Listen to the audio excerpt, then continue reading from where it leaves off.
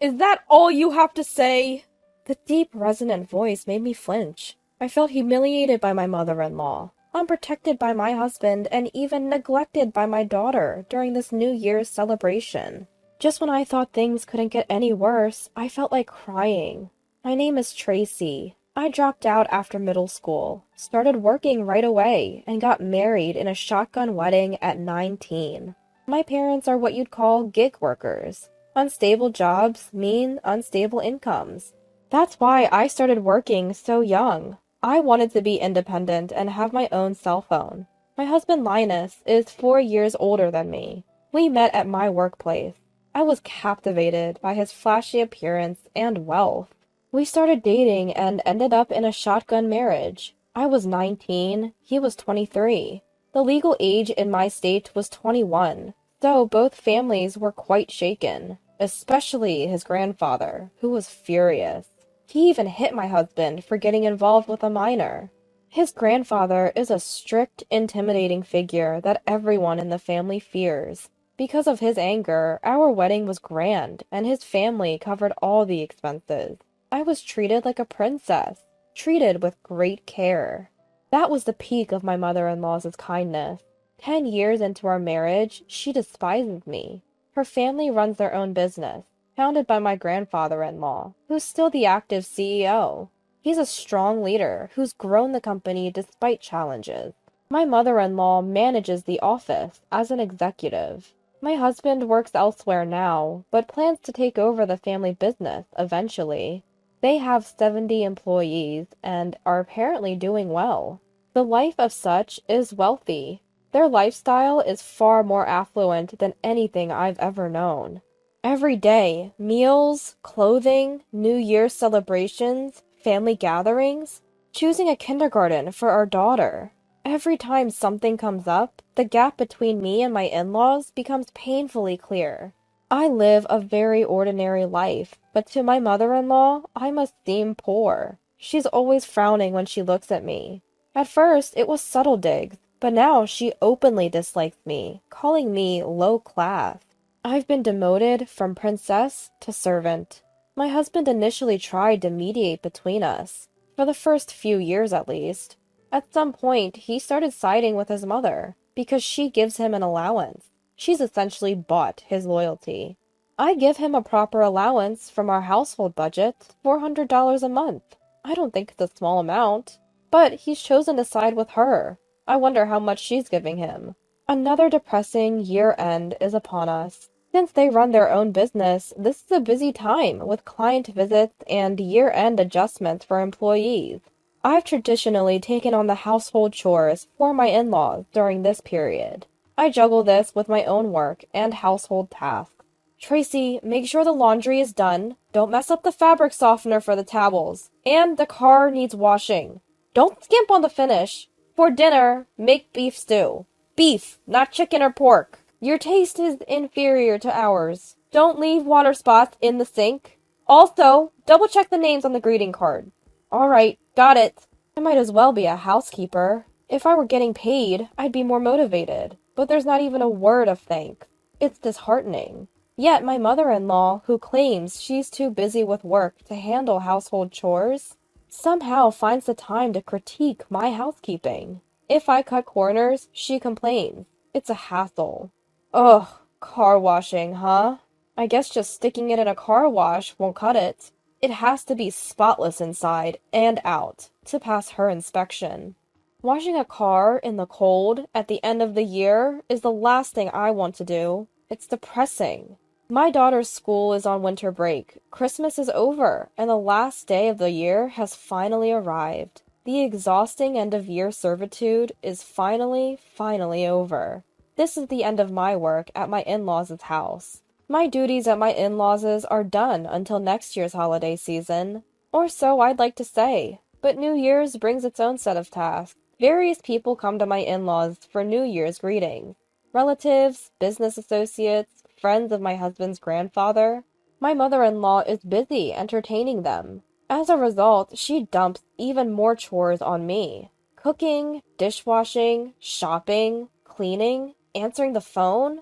I don't even have time to sit down. I eat standing up in the kitchen, squeezing meals in between chores. My mother-in-law and husband are chatting happily with the relatives who come for New Year's. Everyone's had a bit to drink, and their voices are loud. My husband keeps passing drinks to his mother. My daughter is playing board games with the other kids. Everyone seems to be having a good time. I work non-stop, listening to their joyful voices. It feels like I'm a throwback to the wives of a bygone era during New Year's. I'm used to it by now, so whatever. Let's give out gift cards, everyone! Here you go, gift cards for all! My mother-in-law starts handing out gift cards to the kids. Oh, I need to give out gift cards too. I quickly grab the gift cards I'd prepared and head out of the kitchen. Happy New Year! We have gift cards too! Wait, what's going on? When I get to the kids, they all look stunned. Only my mother-in-law is in high spirits. The difference between her and the kids is striking. The children look at me cautiously. What? What's the matter? Well... The oldest boy starts to say something, but stops. He looks at the gift card in his hand, then at my daughter, who has nothing. All the other kids have cards too. My daughter looks down, her face sad. Tracy, starting this year, we won't be giving your child a gift card. Oh, is that so? If there's none, there's none. But why single out my daughter? And to announce it like that in front of the other kids? That's just cruel. The other kids look confused too. Whether she notices or not, my tipsy mother-in-law cheerfully says, "That's right, a gift card from our family would be too much for the child of a dropout."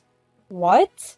I'm stunned by her unexpected words. What? Because I'm a dropout, you'll give to the other kids, but not my daughter? You're discriminating against my daughter for that reason? Discrimination sounds so harsh. It's a natural distinction. I've learned what kind of a person a dropout is over these 10 years. Your daughter probably has the same low-level tastes as you, so it's nonsense to spend money on her. What's natural about that? My being a dropout has nothing to do with my daughter. I lost my cool and yelled, forgetting all formalities. My mother-in-law's eyes widened at my lapse in decorum. Well, what's with that tone? Who cares about tone right now? No parent would stay quiet when their child is insulted. Insulted? Who do you think you are? Your only asset is your youth. You have nothing else. You're a dropout who can only do housework. I'm an executive in a company, far more accomplished than you. That has nothing to do with our daughter. You said something terrible to her. Apologize. And you! Say something! Huh? Me? My husband was snacking on fruit on the sofa. His own wife and mother are arguing, and he's just chilling? Is he dense? What an idiot. Well, about the gift card, He popped another piece of fruit into his mouth, then mumbled, "Why don't you give some money to Mom? You're always relying on her." What? You're the one getting an allowance and relying on her. Can't you see our daughter is hurt? She's right in front of you, in plain sight, from that sofa.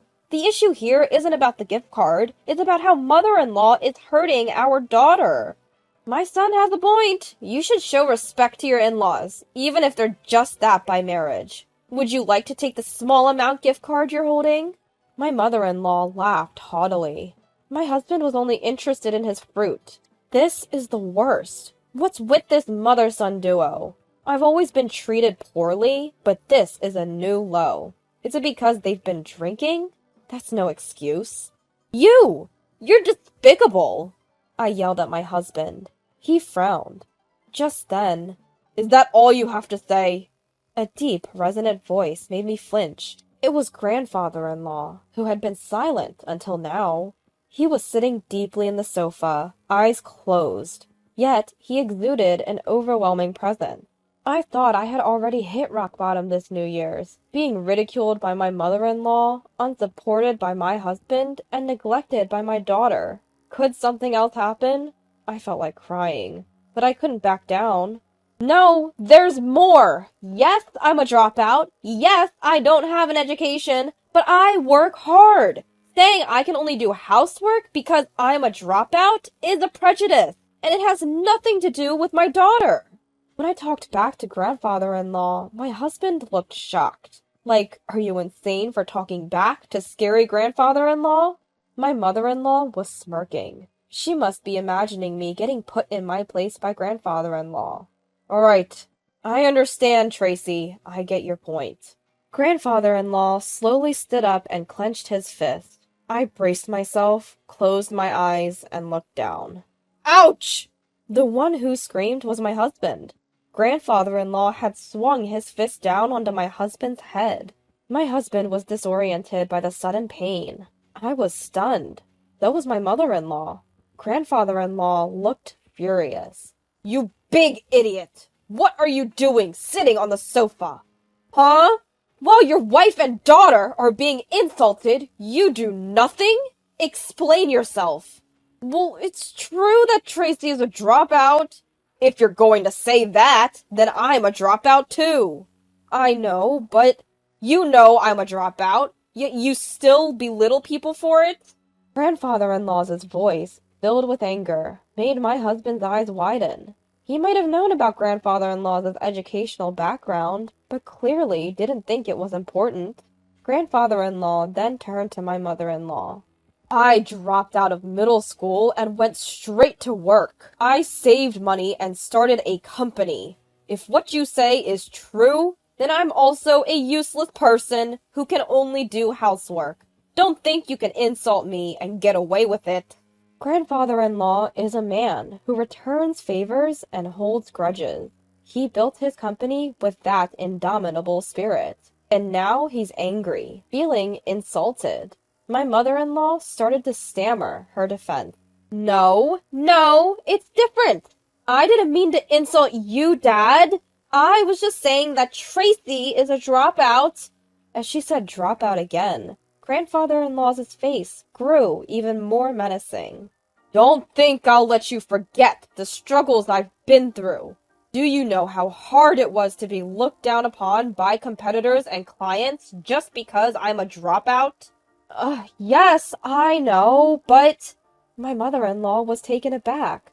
Grandfather-in-law was erupting like a volcano. His explosive anger was terrifying. Since you're my dropout daughter, you must also have a poor sense of judgment. Probably why your husband left you. Truly pitiful. Dad, we're not talking about that now. I thought you would have learned your lesson after the first painful experience. Have you forgotten how much you had to pay your ex-husband in emotional damages? You haven't changed. Pathetic. My mother-in-law had a past where her spouse left her, which happened when my husband was in high school. She considers her divorce a stain on her life and gets upset when it's mentioned. I never asked for details. But from grandfather-in-law's tone, it seemed her personality was the issue. I saw relatives who had come for New Year's greetings quietly leaving. What an unfortunate start to the year for them. Spending money on you, who never learns from her mistakes, is nonsense. Once the New Year's holiday is over, you'll be removed from your executive position. You'll switch to part-time. What? My mother-in-law let out a voice of despair, but she couldn't defy grandfather-in-law, who held absolute power in this house.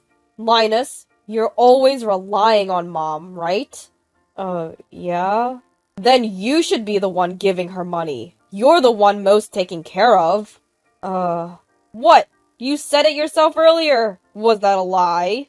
Faced with grandfather-in-law's piercing gaze, my husband frantically pulled his wallet from his back pocket.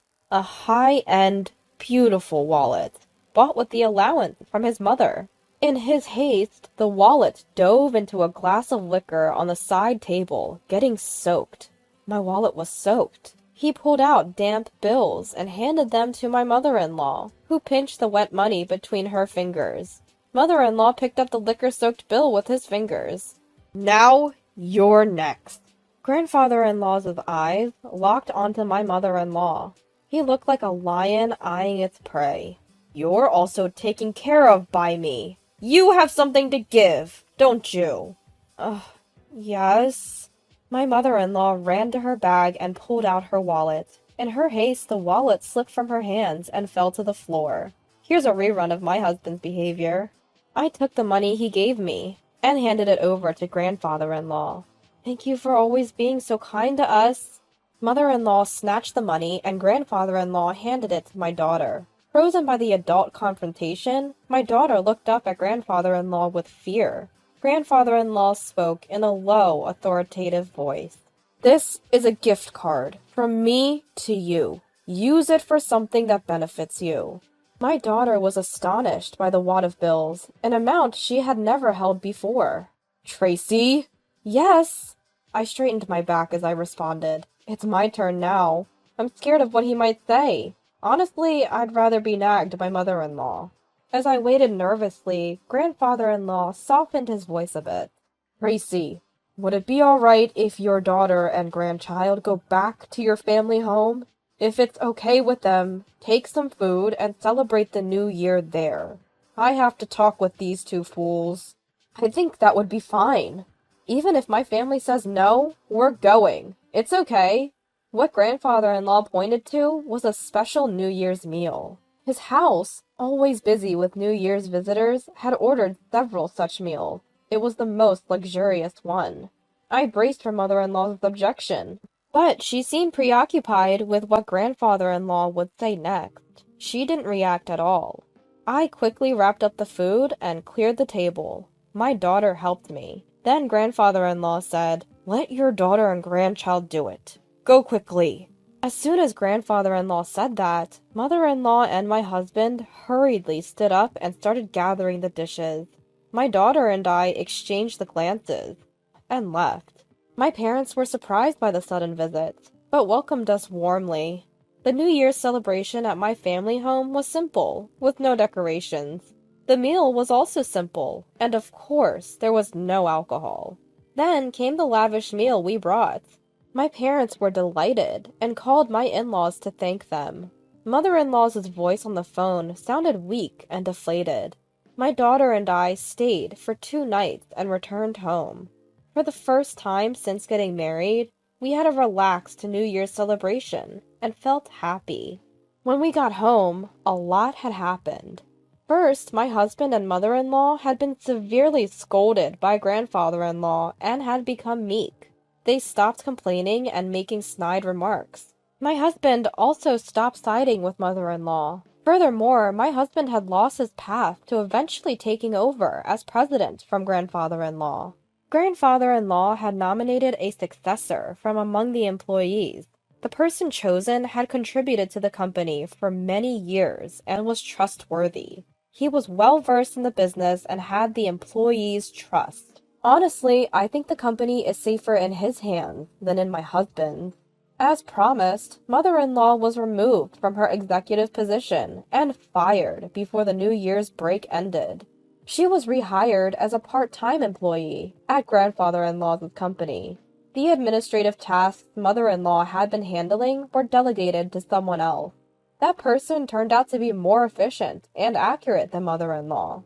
Between the new president and the smooth transition of mother-in-law's duties, I'm truly impressed by grandfather-in-law's talent in human resources.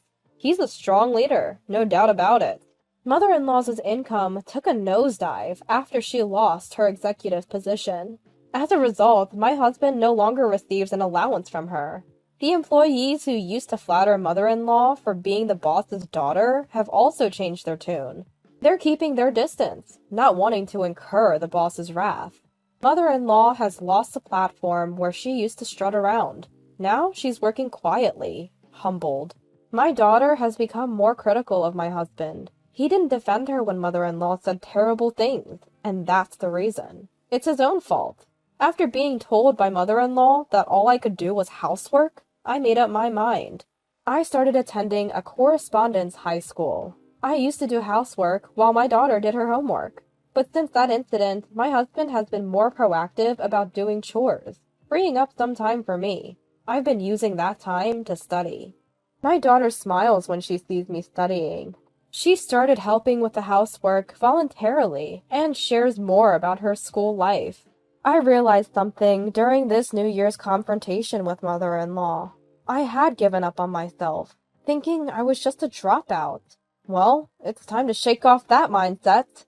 Aim for valedictorian. I can do it.